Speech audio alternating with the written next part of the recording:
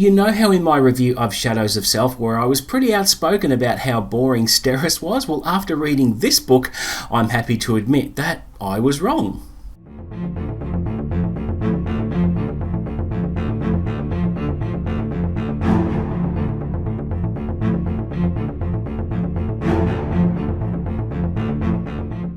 What's up guys, and welcome back to the channel. You're with Chris, and today I'll be giving my spoiler-free review of The Bands of Mourning by Mr. Brandon Sanderson, book number 3 in Mistborn Era 2. Now, up on finishing this, I'm now completely up to date and ready for Oathbringer, a full day ahead of schedule. So you'll remember recently that I challenged myself to read the first 3 books of Mistborn Era 2 within 2 weeks to get to this date, and I've done it, and it feels really good, although pretty exhausting as well. I feel like I've gone through the ringer. It was a hell of a ride. Now, John from Talking Story is going to ping me when he's ready, and we'll be diving into Oathbringer together within the next 24 hours at the time of filming this, and to say I'm excited is an absolute understatement.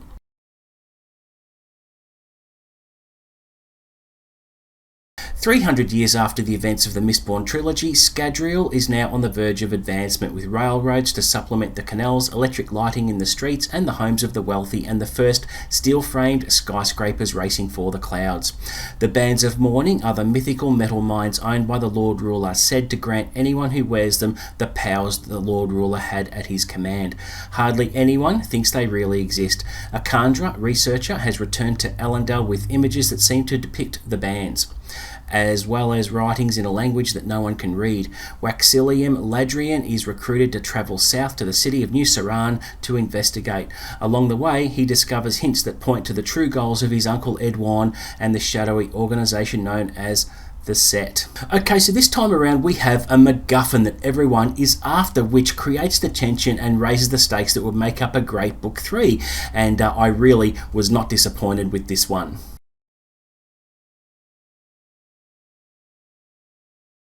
Going into this 3rd volume, I had high expectations because I felt that book 2 wasn't quite as strong as book number 1. Now, the thing that stood out to me from the get-go with a first impression of this book was the prologue. It was absolutely incredible. I think it's the best prologue of all 3 books that I've read.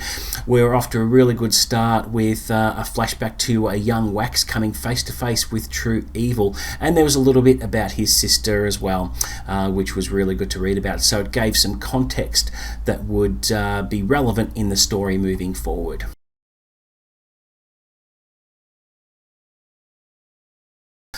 The pacing was so much better in this book. It was breakneck all the way, especially with the train sequence early on in the book. That was really, really cool, with elementic fights, up to the nail-biting climactic conclusion in the mountains, racing for this this weapon, the Bands of Mourning, was incredible, and the plot moved really smoothly and quickly, and I felt with this one I was reading large chunks at a time, so I was spending longer sessions reading the book than I did with number 2, and that just indicates to me that the book was so well paced that you had to keep turning the pages. I had no choice, because the action was really, really intense, and there were really high stakes involved, and this time around we had all the characters together, and the ending sequence was just brilliant, with Wax and his team going head to head with this group called the Set.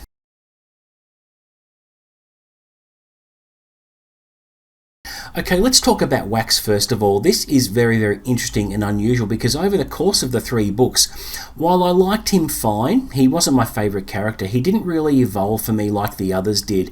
It seems a little bit harsh, but you know, he had awesome fight scenes and things like that, which was great, but proving yourself in fight scenes isn't the be-all or end-all for good characterizations. There are other elements that are important that make up a really good character that you care for. Now, he seemed to lose his luster compared to the others in the group. Whenever they were all together, he tended to take a back seat because the other characters shone, where he pretty much remained the same throughout the whole series, and nothing really changed him. So I think he just faded in comparison. Now, Wayne, I have to admit, he was a borderline douche in book 2. He was a little bit silly, which got mildly annoying, but he is a lot better in the 3rd one. We see more emotion from him, which is great, especially when he comes across a situation that he has to confront where something has happened and he feels really helpless about it, and how he reacts with Milan, the Kandra, is really, really good as well. So I like their exchanges. So I think Wayne redeemed himself a little bit in my eyes from book 2 because he was a little bit silly in that one, but he was better in this one. Marazi definitely evolved really well for me. She got involved a lot more in the action. I think I really enjoyed her getting a temporary taste of real power. She got a taste of it and it's made her better, even though she doesn't have that power anymore, but for a short time she had the power of a god at her fingertips, and I thought that was really, really cool. Milan the Kandra is back in a bigger role with this one, with a bit more to do. I think her race is represented very well because it revisits the powers and the attributes of the Kandra race and what they're capable of, which was really, really impressive. We've got Wax's sister Telson this time, who Wax attempts to rescue, and that raises some stakes in itself, but it also involves a twist, which is really, really cool. Now we've got Uncle Ed Warne. I'm not going to dwell too much on him because he was a meh character. He was very underwhelming. He had a little bit of allomancy about him, but most of the time he was just a mustache twirling villain, which didn't have any. He didn't really have any substance or evil or malice or he didn't come across as a really big threat to Wax. So in my opinion, he was a fairly weak villain in this one. The best character arc I'll talk about now is Steris. Now, she surprised me because I didn't like her in the first 2 books. She doesn't have allomantic abilities, but she has certain skills she can bring to certain situations. She's responsible for negotiating a deal that will propel Ellendale forward in terms of something I won't spoil here, in terms of technology, but how her relationship develops with Wax is very, very satisfying because in the first book, Wax and Steris are brought together as a betrothal of convenience in terms of financials and things like that. But over the course of the 3 books, there is a different kind of relationship that blossoms, and I'm very, very happy about that because it's not about money or convenience now. It's about a genuine love there, which I enjoy reading about with characters. And of course, we have a very, very small cameo from a certain character who anyone who's read the book knows who I'm talking about here, and I find myself, whenever I come across the character, whenever he appears in a Cosmere book, I always find myself physically smiling when he appears because he's just one of my favourite characters of the whole Cosmere. Anything else will be a spoiler, but I really enjoy reading about him, and he's kind of a highlight for me with every Brandon Sanderson book that features him.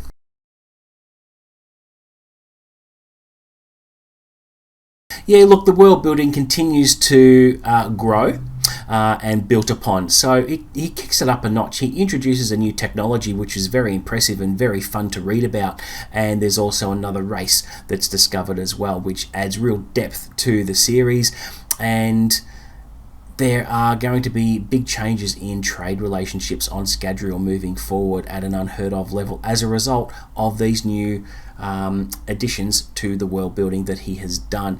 I don't think anyone is better at world building than Brandon Sanderson. Having said that, I'm not as well read in fantasy as other booktubers, but the way he world builds is just absolutely incredible, and you feel like you're there living in those environments. In this book, I almost felt the cold of the mountain where the climactic sequences took place.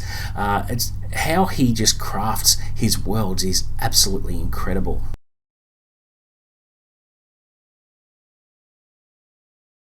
Yeah, look, the writing quality, as always, is top-notch. It was definitely the best writing out of the 3 books that I read, in my opinion. It just went up a whole new level. One thing you can tell about a good writing in a novel is not rushing the ending, and as Brandon Sanderson does not rush his endings. Everything played out really well. There was a nice denouement after the climax, so it wasn't just...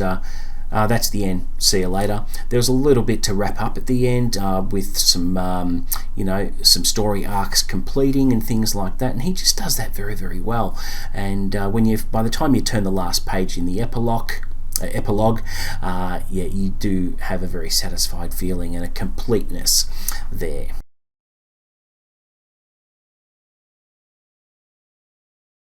Yeah, look, standout moments. One of them, well, the main one was Steris's time to shine as a character, which blew me away. Because after reading the second book, I in my last review, I said, look, I'd like to see what else is in store for her in terms of a bigger role, and it wasn't a massive role, but it was a very, very effective story arc for her, which was really impressive and is definitely one of the main standout moments for me. Another standout is the reveal of the artifact, the Bands of Mourning themselves. Now, when you think of bands in the literal sense, you think exactly that, but it's not what you think, and once they're activated, it is just awesome. The magic system is incredible. Another standout was Wayne and Milan. Their dynamic interactions are fantastic to read about, and they have a bit of an interlude there, which was quite fun. And the train sequence was very, very cool as well, with an allomantic fight there. It was very, very tense, and of course the climax went on for quite a while, but it was very, very gripping and intense, and I really, really enjoyed that.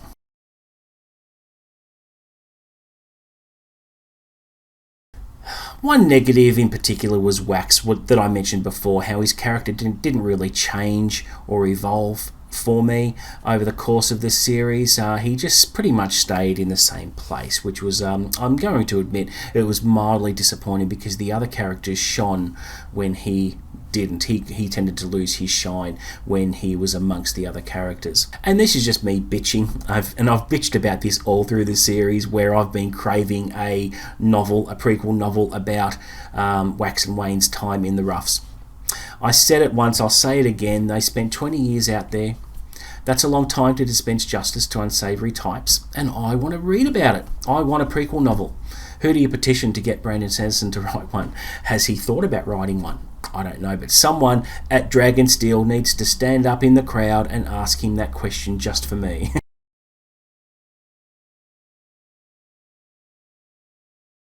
Yeah, look, the whole thing was great. I couldn't stop turning the pages. I'm a sucker for a race to get to a MacGuffin, whether it be a movie or a book. I am a sucker for that. It's always really tense, and there's really high stakes there. I really like the steampunk setting, and I didn't think I would, because I haven't read much in the steampunk genre, and I was pleasantly surprised with it. Hopefully we will get to see Mistborn Era 3 soon. Brandon Sanderson has mentioned that when he gets a bit of time, he'll start planning out Era 3, which I believe is going to be set in more modern times, and I'm just excited to see where that goes. I mean, what would Allomancy look like in today's age? Think about it.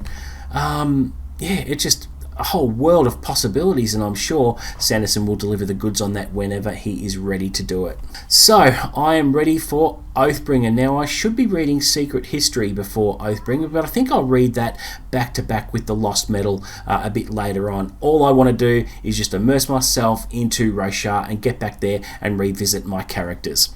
But there we go. That is it for my spoiler-free review of The Bands of Mourning. Thank you very much for watching. Please don't forget to like and subscribe. I've got 6 more subscribers to get to that 500 subscriber benchmark, so that I can go online, go live, and do a Q&A celebration, because it is going to be a really, really important and fantastic milestone for me, and I'll promise to deliver the best content I can, offer up any feedback as per usual. But until the next video, guys, happy reading.